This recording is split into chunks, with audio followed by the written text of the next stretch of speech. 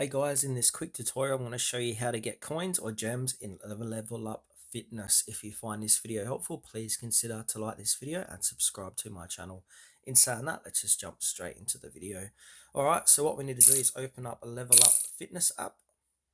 Make sure to sign in or create an account.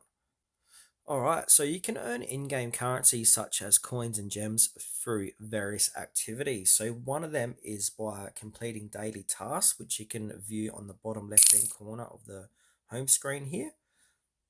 Now here's your daily tasks. What they are the goals that you have set when you created your account. So you can see my goals. So if I can complete them, I'm going to be rewarded with either coins and gems.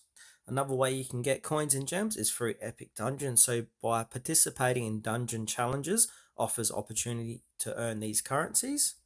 And step tracking, some versions of this app allow you to earn coins by tracking your steps and physical activity.